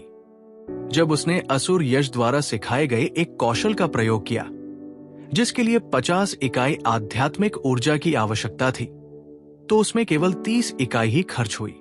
हालांकि ये एक ऐसा रहस्य था जो उसने उसे बताया तक नहीं था। हालांकि वो अपने हृदय में पूरी तरह जानता था कि असुर यश उसकी भलाई के बारे में गहराई से सोचता है और साथ ही उसे अपना सबसे करीबी व्यक्ति मानता है। फिर भी उसके हृदय में असुर यश का स्थान शौर्य देव के लिए उसके मन में कहीं से भी नहीं था। परिणाम स्वरूप वो अपने पिता के शब्दों को कभी नहीं भूला कि उसे अपनी प्रतिभा को कभी पूरी तरह से उजागर नहीं करना चाहिए। इसके अलावा सामान्य लोगों के दृष्टिकोण से विवरण पूरी तरह से अकल्पनीय थे। उसकी छाती पर हल्का सा दिखाई देने वाला सुनहरा रंग संत आध्यात्मिक चूल्हे की लहराती ऊर्जा थी। उसके शरीर के भीतर ये संत चूल्हा चुपचाप तैर रहा था, और उसके चारों ओर उसकी आंतरिक आध्यात्मिक ऊर्जा एक कीप की तरह घूम रही थी। ये आंतरिक आध्यात्मिक ऊर्जा, जो एक पतले सुनहरे रंग के कोहरे के आकार की थी, काफी धीमी गति से घूम रही थी, लेकिन ध्यान लगाने से इसे उत्तेजित किया जा सकता था। इससे इसकी घूर्णन गति बढ़ जाती थी। बिना उत्तेजित किए भी एक पूरा चक्र पूरा करने में केवल 2 घंटे लगते थे। ऐसा लग रहा था कि आंतरिक आध्यात्मिक ऊर्जा का विकास बेहद धीमा था, लेकिन हालांकि ये प्रक्रिया समझने में कठिन लग रही थी, इसे सरल शब्दों में इस प्रकार कहा जा सकता था। हर बार जब सुनहरा प्रकाश 6 बार घूमता था, तो देवराज की आंतरिक आध्यात्मिक ऊर्जा थोड़ी थोड़ी बढ़ जाती थी। दूसरे शब्दों में, अगर वो कुछ भी न भी करे, तो भी उसकी आंतरिक आध्यात्मिक ऊर्जा हर दिन थोड़ी थोड़ी विकसित होती रहती थी। आध्यात्मिक ऊर्जा की इस छोटी मात्रा को कम करके नहीं आंका जाना चाहिए। हर दिन थोड़ी थोड़ी ऊर्जा एक वर्ष में 365 बिट्स बन जाती थी। वास्तव में अगर वो अपने सारे दिन केवल सोते हुए भी बिताता, तो भी 3 साल बाद वो एक महान शूरवीर से एक पृथ्वी शूरवीर के राज्य में पदोन्नत हो जाता। अनगिनत दौरों का ये दौर उसके शहर में आने के 1 महीने बाद शुरू हुआ। उसकी आंतरिक आध्यात्मिक ऊर्जा लगातार खर्च और फिर से भर रही थी। शुरुआत में देवराज को इन घूर्णनों का बिल्कुल भी एहसास नहीं था, और वो केवल लड़ते हुए ही पूरी ताकत लगा सकता था। उसमें कई खामियां थी। उस समय वर्तमान की तुलना में, जिसमें उसने एक 000 व आध्यात्मिक ऊर्जा स्तर पार कर लिया था, अंतर यह था कि अब वो इन घूर्णनों को नियंत्रित कर सकता था। देवराज की वर्तमान साधना गति पूरी तरह से आश्चर्यजनक थी। देवराज स्वभाव से ही सारा दिन सोते हुए नहीं बिता सकते थे। उनकी लगन और असुर यश के प्रशिक्षण ने मिलकर उन्हें बेहतरीन परिणाम दिए। धारणा, आकर्षण, अवशोषण, आत्मसात, निस्पंदन, संघनन, यही देवराज की आंतरिक आध्यात्मिक ऊर्जा के विकास की प्रक्रिया थी। ये बहुत तेज थी, खासकर जब वो इस विशिष्ट अवस्था में प्रवेश कर रहे थे। उज्जवल सुबह, देवराज समय पर असुर यश के सामने पहुंच गए। हमारे जाने का समय हो गया है। असुर यश का चेहरा अभी भी ज़ोंबी जैसा था। गुरुजी, हम कहाँ जा रहे हैं? शूरवीरों के पवित्र पर्वत पर। मेरे वाहन के लिए? हाँ। देवराज के हृदय में उत्साह की एक तीव्र अनुभूति हुई, इस चमकदार लाल उग्र भावना के साथ, ये आशा करते हुए कि गुलाबी गेंडा जैसा तेज वाहन उसका हो सकता है। देवराज अंदर से चिल्लाया, मुझे भी अपना वाहन चाहिए। उस दिन असुर यश ने सामान्य से अलग पोशाक पहनी हुई थी। उसने चांदी के रंग का एक हल्का कवच पहना हुआ था, जो उसके पूरे शरीर को ढक रहा था। देवराज को प्रशिक्षित करते समय इस्तेमाल की गई ढाल के अलावा उसकी पीठ पर एक भारी तलवार भी थी। उसका पोर्टेबल सामान देवराज पर फेंका गया, जिसने उसे अपनी अंतरिक्षीय अंगूठी फॉगेट मिनॉट में रख दिया। देवराज की पोशाक उसके गुरु की तुलना में बहुत सादी थी। उसने अपना कवचसूट भी नहीं पहना था। उसके पास सिर्फ एक तलवार और एक ढाल थी। ढाल वही दीप्तिमान ढाल थी जो लीना ने उसे दी थी। गुरु, क्या हम शूरवीरों के पवित्र पर्वत पर नहीं जा रहे हैं? देवराज ने वापस आते हुए उलझन भरी नजरों से पूछा। ऐसा लग रहा था जैसे वे सूरजगढ़ हॉल के पीछे की ओर जा रहे हों। बस मेरे पीछे आओ, असुर यश ने आराम से कहा। उसका जवाब ऐसा इसलिए था क्योंकि देवराज नहीं पूछा था। अगर कोई और होता तो वे शापित होकर बदनाम हो जाते। जब वे प्रशिक्षण मैदान में दाखिल हुए तो शूरवीरों का प्रशिक्षण अभी शुरू नहीं हुआ था। उनमें से ज्यादातर शायद अभी भी कैफेटेरिया में नाश्ता कर रहे थे। इसलिए प्रशिक्षण मैदान के अंदर सचमुच सन्नाटा था। असुर यश रुक गया और दोधारी तलवार की तरह उसने अचानक अपना दाहिना हाथ शून्य में डाल दिया। हल्की सुनहरी चमके आपस में मिलकर सुनहरे पैटर्न बनाने लगी, जो हवा में हिल रहे थे। देवराज ने ये क्रियाएं पहले भी देखी थी। लीना ने एक बार इनका इस्तेमाल किया था। क्या ये युद्ध कवच बुलाने का तरीका नहीं है? क्या ऐसा हो सकता है कि ये शिक्षक भी 20 साल की उम्र से पहले ही एक सच्चा शूरवीर बन गया हो, और इसके अलावा शूरवीरों के पवित्र पर्वत पर भी गया हो? सुनहरी रोशनी उठी और चमकीली सुनहरी चमक ने एक द्वार बनाया, जो एक तेज रोशनी से जगमगा रहा था। एक तेज चीख के साथ जो सुनाई दे रही थी, सुनहरी रोशनी से एक आकृति निकली। इस आकृति को साफ देखकर देवराज उसे देखता ही रह गया। वह 2 साल से यशवर्धन के साथ प्रशिक्षण ले रहा था, लेकिन यशवर्धन के युद्ध कवच को उसने पहली बार देखा था। ये एक बड़ा पक्षी था जिसका पूरा शरीर हल्के पीले रंग का था। ये सुनहरी रोशनी से निकला था। इसकी ऊंचाई 2.5 मीटर से ज्यादा थी। इसके पीले पंख अनोखे गोलाकार आकार के थे और इसका सिर भी बिल्कुल गोल था। इसका शरीर बहुत खुरदुरा और मजबूत लग रहा था, और ऐसा लग रहा था जैसे इससे पृथ्वी तत्व की एक हल्की पीली परत निकल रही हो। अपने पिता के साथ अभ्यास के दौरान रोजमर्रा के प्रशिक्षण के अलावा शौर्य देव ने उसे हर तरह का ज्ञान भी सिखाया, जिसमें जादुई जानवरों के बारे में ज्ञान भी शामिल था। कुछ पल के आश्चर्य के बाद देवराज ने पहचान लिया कि ये एक दुर्लभ पृथ्वी तत्व वाला उड़ने वाला जादुई जानवर था। इसका नाम वाइब्रेंट माउंटेन बर्ड था, जो 6ठे दर्जे का जादुई जानवर था। सामान्यतः अधिकांश उड़ने वाले जादुई जानवर वायु तत्व प्रणाली से संबंधित थे, बाकी अन्य तत्व प्रणालियों से, लेकिन पृथ्वी तत्व प्रणाली के उड़ने वाले जादुई जानवर सबसे दुर्लभ थे।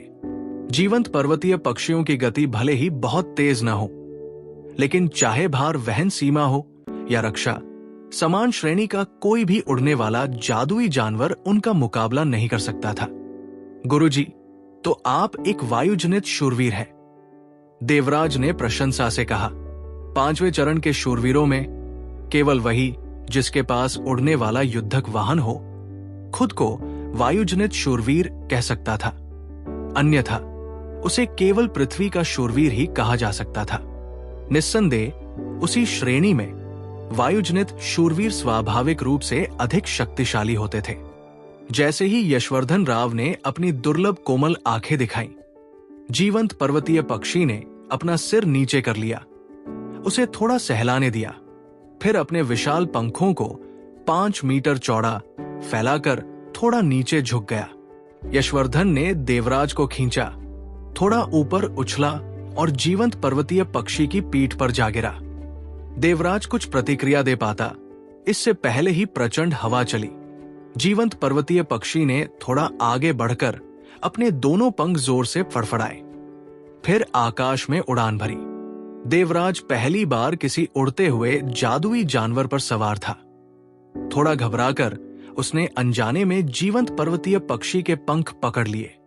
नीचे का दृश्य तेजी से छोटा होता गया और जल्द ही जीवंत पर्वतीय पक्षी हवा में ऊंचा उठ गया। इस जीवंत पर्वतीय पक्षी के शरीर से पीले रंग के पृथ्वीसार की एक परत निकली। इसने देवराज और यशवर्धन को लपेट लिया, ये सुनिश्चित करते हुए कि वे हवा से उड़ न जाए। उसके पंख अभी भी फड़फड़ा रहे थे, क्षितिज की ओर बढ़ रहे थे। देवराज जानते थे कि जादुई जानवरों की सवारी आध्यात्मिक रूप से अपने स्वामी से जुड़ी होती है, इसलिए जीवंत पर्वतीय पक्षी स्वाभाविक रूप से जानता था कि वे कहां जा रहे हैं। इतनी तेजी से सूरजगढ़ कस्बा उनके नीचे धीरे धीरे छोटा होता जा रहा था। जैसे जैसे वाइब्रेंट माउंटेन बर्ड आसमान में ऊपर उठता गया और लगभग 1 किलोमीटर की ऊंचाई पर पहुंच गया, जो उड़ने के लिए जरूरी है, उसकी चौड़ी पीठ पर बैठने से एक अप्रत्याशित रूप से सुखद एहसास होता था। आखिरकार देवराज अभी 14 साल का भी नहीं था। पहली बार उसे ऐसा अद्भुत दृश्य देखने को मिला था। ये वाइब्रेंट माउंटेन बर्ड स्पष्ट रूप से एक पूर्ण विकसित जादुई जानवर था। उसकी पीठ पर उड़ने का एहसास वाकई अद्भुत था। जब हम नाइट सेक्रेड माउंटेन पहुंचे तो अगर मुझे ये जादुई जानवर मिल जाए तो कितना अच्छा होगा, यशवर्धन ने प्रतिक्रिया दी। इतनी ईर्ष्या? देवराज ने बिना किसी हिचकिचाहट के सिर हिला दिया। यशवर्धन ने उससे कहा, तुम्हें भी मौका मिलेगा। मैं तुम्हें नाइट सेक्रेड माउंटेन पर उन जगहों के बारे में बताने जा रहा हूं जहां तुम एक जादुई जानवर साथी की तलाश कर सकते हो। तुम्हें याद रखना होगा कि मैं क्या कहूंगा। हां, यशवर्धन ने आगे कहा, शूरवीरों का पवित्र पर्वत वो जादुई भूमि है जहां हमारा शूरवीर मंदिर स्थापित किया गया था।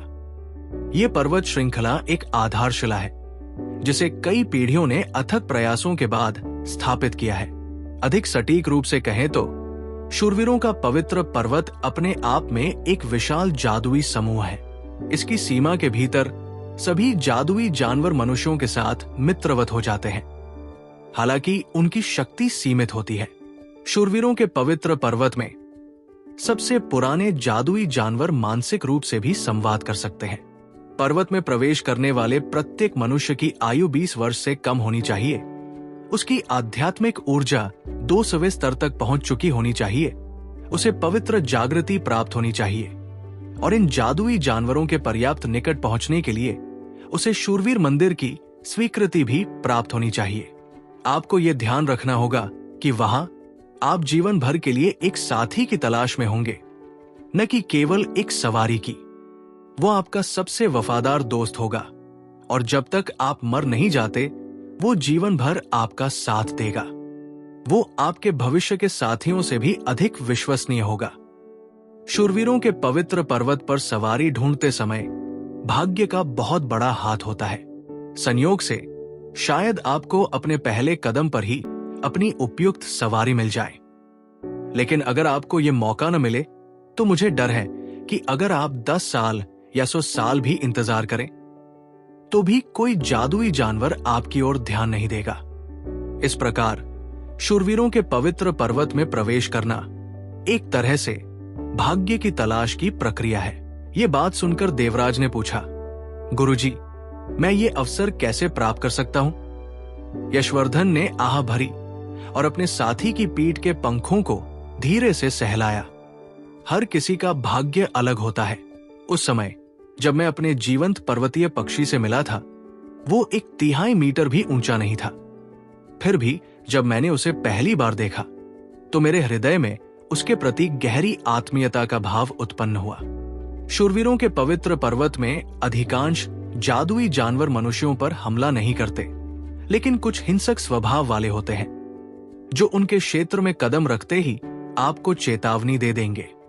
यदि आप इस प्रकार के जादुई जानवर से मिलते हैं तो मंदिर द्वारा प्रदान की गई टाइल आपको कुछ हद तक सूचित कर देगी। जल्दबाजी में उसके क्षेत्र में प्रवेश न करें। यदि भाग्य आप दोनों को एक साथ लाता है तो वो स्वाभाविक रूप से आपके पास आएगा।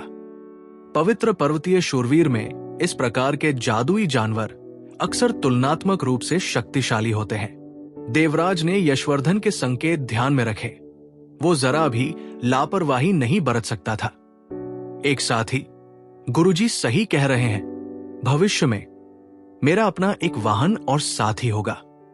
लेकिन वो वाहन कैसा होगा? गुरुजी, जिस वाहन को मैं वश में करने वाला हूं, क्या वो मेरी जन्मजात क्षमता से संबंधित होगा?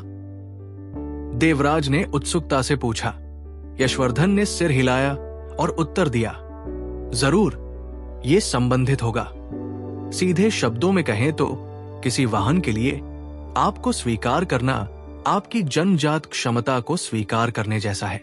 जादुई जानवर जितना अधिक दुर्जय होगा, वो अपने साथी की क्षमताओं के बारे में उतना ही अधिक चिंतित होगा। इस मामले में उस समय मेरी किस्मत बहुत अच्छी थी। बोलते बोलते यशवर्धन राव के चेहरे पर बहुत कोमलता छा गई। देवराज, क्या आप जानते हैं कि मेरी जन्मजात आंतरिक आध्यात्मिक ऊर्जा कितनी प्रबल है? यशवर्धन ने पूछा। उस क्षण उनकी आवाज बर्फ की तरह ठंडी लग रही थी। देवराज ने सिर हिलाया। यशवर्धन ने कहा, मेरी जन्मजात आंतरिक आध्यात्मिक ऊर्जा केवल 9 है। केवल 9? देवराज को अपने पिता के शब्द अच्छी तरह याद थे। अगर किसी की जन्मजात आंतरिक आध्यात्मिक ऊर्जा 10 तक भी नहीं पहुंच सकती, तो उसके लिए तीसरे चरण को पार करके चौथे चरण में प्रवेश करना बहुत कठिन होगा। यशवर्धन ने मुस्कुराते हुए ये कहा, लेकिन ये मुस्कान रोते हुए चेहरे से भी ज्यादा बदसूरत लग रही थी। हाँ, सिर्फ 9। जिस समय दुष्ट स्वर्ग ने मुझे एक तेज दिमाग दिया था, उसी समय उन्होंने मुझे एक कमजोर जन्मजात क्षमता भी दी थी। चाहे मैं अपना दिमाग पूरी तरह से खपा दूं, अनगिनत प्रशिक्षण विधियों के बारे में सोचूं, अंत में मैं एयरबोर्न नाइट के पद को कभी नहीं छोड़ पाऊंगा। अंत में मुझे डर है कि मैं अपने जीवन में कभी भी रेडिएंट नाइट के स्तर तक नहीं पहुंच पाऊंगा। अपने 15वें जन्मदिन पर मैंने अपनी बाह्य आध्यात्मिक ऊर्जा की साधना पूरी की और नाइट बन गया। उस समय का मैं बहुत महत्वाकांक्षी था, जिसे हर कोई प्रतिभाशाली मानता था। हालांकि मेरे पवित्र जागरण के दिन मेरे लिए ऐसा लगा जैसे आसमान से बिजली गिर रही हो। जन्मजात आंतरिक आध्यात्मिक ऊर्जा 9, सबसे घटिया कचरा। जिन शिक्षकों ने मुझे महत्व दिया था, वे अब मुझे कुछ भी सिखाने को तैयार नहीं थे। उन्होंने मुझे यह भी नहीं बताया कि नाइट्स का पवित्र पर्वत कहां स्थित है। 15 साल का मैं इस पर बिल्कुल भी विश्वास करने को तैयार नहीं था। यह असंभव था। असंभव की एक कमजोर जन्मजात आंतरिक आध्यात्मिक ऊर्जा मुझे एक दुर्जय शूरवीर बनना। मैं सचमुच इस पर बिल्कुल भी यकीन करने को तैयार नहीं था। मुझे पूरा यकीन था कि अगर मैं कड़ी मेहनत पर भरोसा रखूंगा तो मैं स्वर्ग से आई इस पाबंदी को तोड़कर पार कर लूंगा। नतीजतन मैंने अपने ही पैरों पर भरोसा करके शूरवीरों के मंदिर में जाकर अनुमति मांगी, और फिर मैंने अपने ही पैरों पर भरोसा करके शूरवीरों के पवित्र पर्वत पर जाकर आखिरकार वहां पहुंचा। 20 साल से कम उम्र का हर शूरवीर जो वहां प्रवेश करता, प्रवेश के बाद केवल 1 महीने तक ही रुक सकता था, और अगर उसे 1 महीने के अंदर मौका नहीं मिलता तो मंदिर के अधिकारी उसे पहाड़ छोड़ने पर मजबूर कर देते। मैं दिन ब दिन उस मौके की तलाश में था, लगातार दिन ब दिन उसकी तलाश में। हर बार जब मेरी मुलाकात किसी जादुई जानवर से होती, चाहे वो दूसरे या तीसरे दर्जे का छोटा और कमजोर जानवर ही क्यों न हो, मैं उससे बातचीत करने को तैयार रहता। लेकिन ये छोटे और कमजोर जानवर भी मुझे स्वीकार नहीं करते थे। दिन ब दिन समय बीतता गया। आखिरकार 1 महीना बीतने के साथ ऐसा लगने लगा कि मुझे जाने का आदेश मिलने वाला है। मैं सचमुच अनिच्छुक था, सचमुच सचमुच अनिच्छुक। जैसे ही मैंने आसमान की ओर देखा, मैं इतना निराश हो गया कि मेरे आंसू बहने लगे। मुझे पता था कि अगर मुझे इस तरह पहाड़ से बाहर धकेल दिया गया तो मैं सिर्फ एक कूड़ाक चरा बनकर रह जाऊंगा। एक दुर्जेय शूरवीर बनने की उम्मीद की जो थोड़ी सी डोर मेरे पास थी, उसे खोकर मेरे पास और कोई मौका नहीं बचेगा। लेकिन इसी पल मेरी मुलाकात उससे हुई। उसने मेरी चीखें सुनी और इससे पहले कि मैं उसे देख पाता, वो मेरे कंधे पर आ बैठा। ऐसा लग रहा था मानो वो मेरे दिल का दर्द पढ़ और समझ सकता हो। तब से वो मेरा एकमात्र करीबी रिश्तेदार, मेरा सबसे अच्छा साथी बन गया। मैं अपनी जान देकर भी उसकी रक्षा करने को तैयार हूं, क्योंकि वो मेरे लिए छोटे भाई जैसा है। इस समय बर्फ जैसे ठंडे यशवर्धन के चेहरे से आंसू की एक बूंद बह निकली जब जीवंत पहाड़ी पक्षी ने धीरे से अपना सिर घुमाया और उसे एक कोमल नजर से देखा, मानो उसे दिलासा दे रहा हो। यशवर्धन ने शांति से उसकी पीठ थपथपाई। चिंता मत करो पुराने साथी, मैं ठीक हूं। देवराज, मैं एक अनाथ हूं। इस दुनिया में मैंने कभी पारिवारिक प्रेम का अनुभव नहीं किया। अतीत में मैंने कभी सोचा भी नहीं था कि एक दिन मुझे ऐसा अवास्तविक एहसास होगा। यह तब तक था जब तक मैं उससे, इस छोटे भाई से नहीं मिला, और तब मुझे एहसास हुआ कि भाग्य वास्तव में मौजूद है। ये स्नेह जो उसने मुझे महसूस कराया, मुझे लगातार हर तरह के प्रशिक्षण के तरीके आजमाने के लिए प्रोत्साहित किया। और फिर 20 साल बाद कचरे से मैं धीरे धीरे एक एयरबोर्न नाइट के दायरे को तोड़ने में कामयाब रहा। मैंने अनगिनत बाधाओं का सामना किया। मुझे डर है कि तुम जैसा छोटा प्रतिभाशाली व्यक्ति इस एहसास को कभी नहीं समझ पाएगा। इतना कहने के बाद गुरुजी आपको एक आखिरी बात बताना चाहते हैं। वो ये कि जब आपका अपना साथी आपको मिल जाए तो आपको उसके साथ अच्छा व्यवहार करना होगा, उसे अपने परिवार का सदस्य समझना होगा। ऐसा अवसर जीवन में सिर्फ एक बार ही आएगा। आपको उसे पकड़ना होगा, उसकी अच्छी तरह से रक्षा करनी होगी, वरना जब आप उसे खो देंगे तो आपको जीवन भर पछताना पड़ेगा।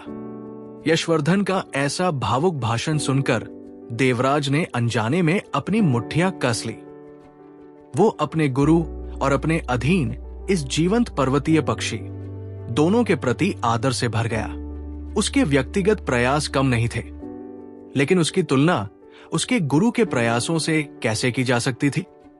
अगर उसमें भी अपने गुरु जैसी जन्मजात प्रतिभा होती तो क्या वह भी उनकी तरह एक असंभव लक्ष्य को पूरा करने के लिए और उसके लिए इतना संघर्ष करने के लिए कुछ दर्जन साल एक दिन की तरह बिता पाता? गुरुजी, चिंता न करें, मैं समझता हूं। मैं अपने साथी की रक्षा के लिए अपनी जान की बाजी लगा दूंगा। यशवर्धन ने धीरे से सिर हिलाया। ये मोटा कमीना नलिन नहीं चाहता कि मैं तुमसे पूछूं, लेकिन देवराज, मैं सचमुच जानना चाहता हूं कि तुम्हारी आंतरिक आध्यात्मिक ऊर्जा कितनी ऊंची है। ये तुम्हारे लिए उपयुक्त सवारी ढूंढने के लिए है। सबसे दुर्जय जादुई जानवर भी सबसे घमंडी होते हैं। मैं अब तक तुम्हारी जन्मजात प्रतिभा का अंदाजा नहीं लगा पाया हूं। इस यात्रा के दौरान शायद तुम गुरु को एक बहुत ही अच्छा सरप्राइज दिखा सकोगे। गुरु, देवराज ने कुछ हिचकिचाहट से यशवर्धन की ओर देखा। शौर्य देव ने उसे साफ साफ बता दिया था कि उसकी आंतरिक आध्यात्मिक ऊर्जा गुप्त रखने के लिए बेहद जरूरी है। इसके अलावा उससे पहले का ये गुरु, जिसे लोग असुर कहते थे, आंतरिक आध्यात्मिक ऊर्जा के मामले में उससे बिल्कुल भी मेल नहीं खाता था। लेकिन क्या उसे वाकई इतने जिद्दी गुरु से यह बात छुपानी पड़ी? यशवर्धन ने हाथ हिलाकर हल्की आह भरी। रहने दो, ये तुम्हारा निजी मामला है और ये मोटा कमीना नलिन भी नहीं जानता। बताने की कोई जरूरत नहीं है। मैं तुम्हें परेशान नहीं करना चाहता। गुरुजी, मैं आपको बताना चाहता हूं। देवराज ने ये चंद शब्द अचानक कह दिए। वो पहले कभी इतना भावुक नहीं हुआ था जितना अभी हुआ था। यशवर्धन की एकाकी आंखों में उसके दिल में गहरे तक समाया दर्द साफ दिखाई दे रहा था। यशवर्धन की आंखें चमक उठीं। वो उसे जलती हुई निगाहों से देख रहा था।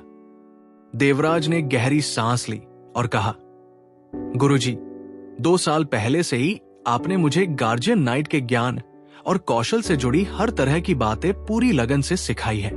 आप बहुत सख्त थे, मुझे मारपीट और डांट फटकार से भरी जिंदगी जीने पर मजबूर करते थे, लेकिन अंदर ही अंदर मैं जानता था कि आपने ये सब मेरे भले के लिए किया है। जब मैं पिताजी के मार्गदर्शन में प्रशिक्षण ले रहा था तो उनका मार्गदर्शन आपसे बिल्कुल अलग था। आपके बिना मैं इतना आगे नहीं बढ़ पाता। मैंने नलिन हॉल मास्टर को कहते सुना था कि मैं आपका एकमात्र शिष्य हूं। आपने मुझे सिखाते हुए इतने सालों में जो ज्ञान अर्जित किया था उसे आपने छिपाया नहीं। देवराज आपके नेक इरादों को कैसे न पहचान सका। देवराज के दिल में आप एक पिता होने के साथ साथ एक गुरु भी हैं। दूसरों के लिए मेरा राज हमेशा राज ही रहेगा, लेकिन आपके लिए मैं इसे प्रकट करने को तैयार हूं, क्योंकि आप मेरे लिए पिता समान हैं। देवराज को देखते ही यशवर्धन राव के चेहरे की मांसपेशियां ढीली पड़ने लगी और उन्होंने जल्दी से अपना सिर हिलाया। वो उन्हें बहते हुए चमकते आंसुओं को नहीं दिखाना चाहते थे। उसकी आंखों से उसे बिल्कुल भी उम्मीद नहीं थी कि इतने साधारण दिन में इतना चतुर बालक, जो आमतौर पर चुप रहता है लेकिन किसी भी कठिन प्रशिक्षण को कभी मना नहीं करता, उसका जन्मजात प्रतिभाशाली शिष्य, जिसकी शक्ल एक सुंदर बिल्ली जैसी है, ये शब्द कहेगा। इतने नाजुक बाहरी रूप के पीछे जाहिर तौर पर उसका दिल बहुत बड़ा था। देवराज के मुंह से ऐसे अद्भुत शब्द निकले और फिर एक शुद्ध सुनहरे रंग की चमक ने देवराज और यशवर्धन को अपने अंदर समेट लिया। दिव्य प्रकाश आवरण संरक्षक शूरवीरों द्वारा इस्तेमाल किया जाने वाला एक तृतीय चरणीय रक्षात्मक कौशल, जो ध्वनि प्रभाव उत्पन्न करते हुए उसे अलग थलग कर देता है। एक रक्षात्मक कौशल जो एक मोनोमर की तरह काम करता है। देवराज की वर्तमान आध्यात्मिक ऊर्जा के साथ वो मुश्किल से दिव्य प्रकाश आवरण का उपयोग करके खुद को और अपने गुरु को पूरी तरह से अपने अंदर समेट पा रहा था। इतनी सावधानी? यशवर्धन ने देवराज को हैरानी भरी नजर से देखा। उसी क्षण देवराज की आवाज गूंजी, गुरुजी, मेरी अंतर्निहित आंतरिक आध्यात्मिक ऊर्जा का स्तर 97 है। यशवर्धन ने हल्की सी प्रतिक्रिया दी। वो अभी भी देवराज के शब्दों के बारे में सोच रहा था, जो उसे एक शिक्षक और एक पिता दोनों बता रहे थे। उसका दिल गर्म हो गया और उसकी खुशी अब बयान से बाहर थी। उसने अपना पूरा जीवन अविवाहित रहते हुए बिताया था। शिष्य के रूप में इतने समझदार खजाने को पाकर स्वाभाविक रूप से वो उसे अपने बेटे जैसा मानता था। 97? क्या कहा? यशवर्धन का चेहरा अचानक बहुत ज्यादा उग्र हो गया। उसकी आंखों से बहते आंसू पूरी तरह गायब हो गए। उसका स्वर पूरी तरह बदल गया था। वो सिर्फ चिल्ला सकता था। देवराज के चेहरे पर एक हल्की सी मुस्कान थी। इसीलिए मैं तुम्हें बताने से हिचकिचा रहा था। मुझे पता था कि तुम ऐसी प्रतिक्रिया दोगे। यशवर्धन का शरीर स्पष्ट रूप से कुछ खिंचा हुआ था।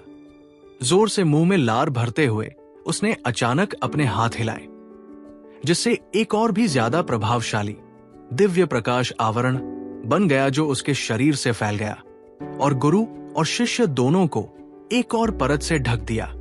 तुमने कहा था तुम्हारी जन्मजात आंतरिक आध्यात्मिक ऊर्जा 97 है। यशवर्धन की आंखें खुली की खुली रह गई। देवराज ने सिर हिलाया। नहीं, ये नामुमकिन है, यशवर्धन ने दृढ़ता से कहा। जब तुम अभी हमारे ब्रांच हॉल में आए थे तो उस मोटे कमीने नलिन सेन ने मुझे बताया था कि तुम्हारी आंतरिक आध्यात्मिक ऊर्जा केवल 268वें स्तर पर थी। जब तुम पवित्र जागृति से गुजरे थे तब तुम्हारी बाह्य आध्यात्मिक ऊर्जा 200वें स्तर की होनी चाहिए थी।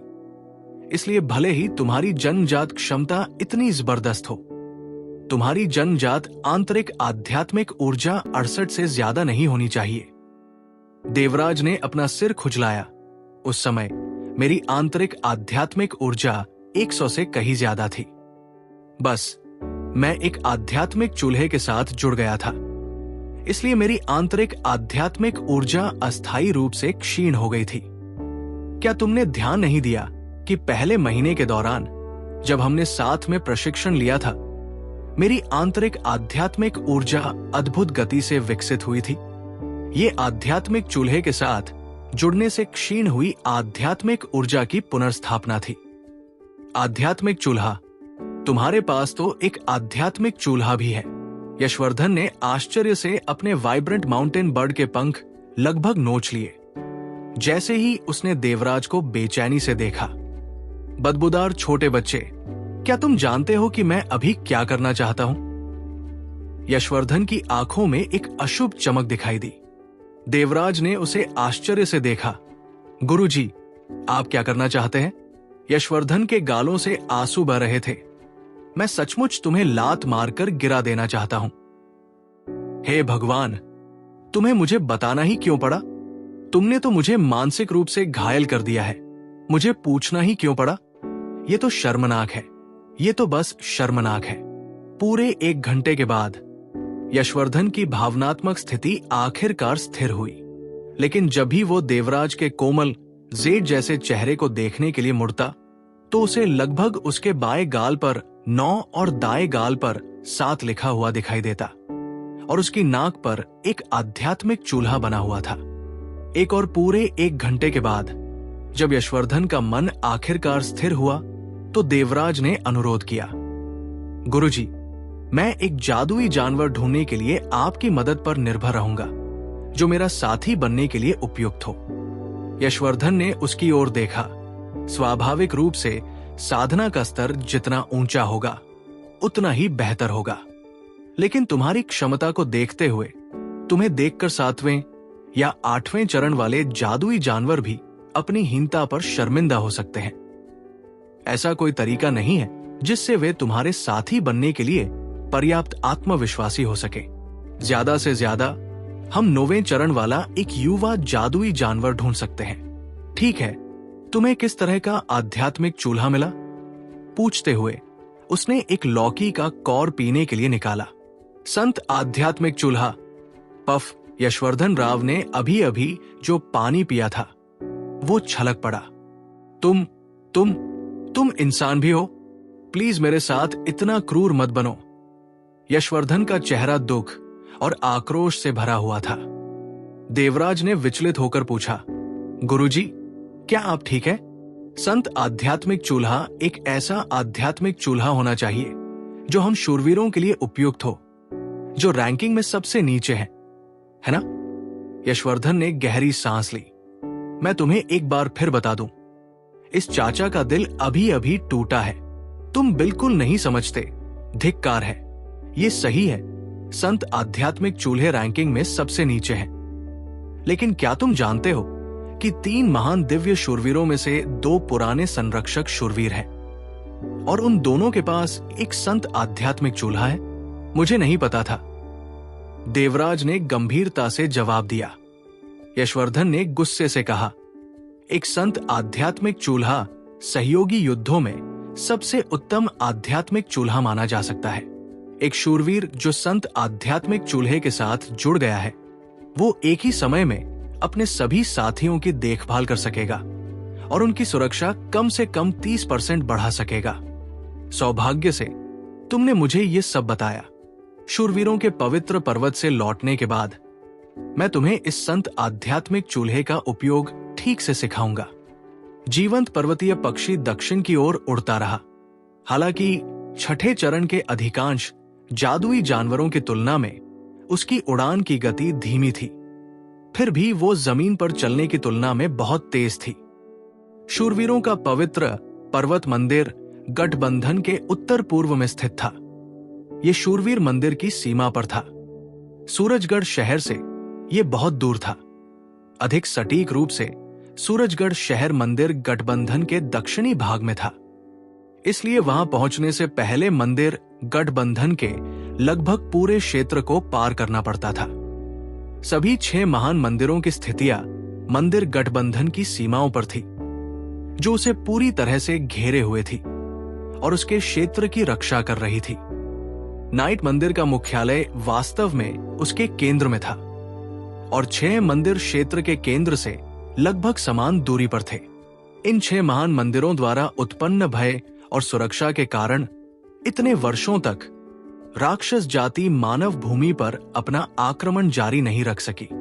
6 महान मंदिरों में नाइट मंदिर सबसे दुर्जय था, योद्धा मंदिर में सबसे अधिक लोग रहते थे और जादूगर मंदिर सबसे समृद्ध था। नाइट मंदिर और योद्धा मंदिर की शक्ति लगभग हर गांव में जानी जाती थी। जादूगर मंदिर का प्रभाव छोटे से लेकर बड़े तक अधिकांश कस्बों तक फैला हुआ था। हत्यारा मंदिर, पुजारी मंदिर और आध्यात्मिक मंदिर अपने कम सदस्यों के कारण केवल बड़े शहरों में ही शाखा हॉल रखते थे। सूरजगढ़ शहर जैसे मध्यम आकार के शहर में भी केवल एक पुजारी मंदिर था और सबसे रहस्यमय मंदिर, हत्यारा मंदिर और आध्यात्मिक मंदिर ने कभी वहां शाखा हॉल स्थापित नहीं किया। हालांकि इसका मतलब यह नहीं था कि कम लोगों वाले ये 3 महान मंदिर शक्तिशाली नहीं थे। उनकी क्षमता ऐसी थी जिसके बिना मंदिर गठबंधन नहीं चल सकता था। जीवंत पर्वतीय पक्षी अविचल रूप से उड़ता रहा। उसे बस एक बार आराम करने के लिए जमीन पर वापस जाने की जरूरत थी। देवराज ने अपना सबसे बड़ा रहस्य अपने गुरु को पहले ही बता दिया था और हर दिन जब वे जीवंत पर्वतीय पक्षी की पीठ पर उड़ रहे थे तो वो अपनी आंतरिक आध्यात्मिक ऊर्जा का विकास कर रहा था। यशवर्धन स्पष्ट रूप से देवराज की आध्यात्मिक ऊर्जा को बढ़ता हुआ महसूस कर सकता था। 15 दिन बाद हम आखिरकार पहुंच ही गए। पुराने साथी, चलो नीचे चलते हैं, यशवर्धन ने प्रसन्न स्वर में कहा। दूर से देख रहे देवराज को यह देखकर आश्चर्य हुआ कि उनसे बहुत दूर एक सुनहरी चमक चमक रही थी, लेकिन उनके सामने धुंध के कारण यह चमक बिल्कुल भी स्पष्ट रूप से दिखाई नहीं दे रही थी। इस धुंधले सुनहरे आवरण का दायरा बहुत विस्तृत था और अंदर से ऐसा लग रहा था जैसे कोई पर्वत शिखर धुंधला दिखाई दे रहा हो। जीवंत पर्वतीय पक्षी जमीन पर उतरा। उसके पंख तेजी से फड़फड़ा रहे थे और फिर वो नीचे घास-फूस पर टिक गया। देवराज अपने गुरु के साथ जमीन पर कूद पड़ा। यह 15 दिन की यात्रा उसके लिए बिल्कुल भी थकाऊ नहीं थी। वो हर दिन साधना कर रहा था और इस यात्रा के दौरान उसकी आध्यात्मिक ऊर्जा लगभग 50 स्तरों तक बढ़ गई। पुराने साथी, पहले वापस जाओ। जीवंत पर्वतीय पक्षी ने अपना सिर नीचे कर लिया। वो यशवर्धन से अलग होने को अनिच्छुक लग रहा था और जैसे ही वो उससे रगड़ खा रहा था, यशवर्धन ने उसे वापस भेजने का अपना आह्वान रद्द कर दिया। गुरुजी, क्या शूरवीरों के पवित्र पर्वत पर कोई सुरक्षा कवच है? हमें सीधे आकाश से प्रवेश करने के बजाय 50 किलोमीटर से ज्यादा पैदल क्यों चलना पड़ता है? देवराज ने पूछा।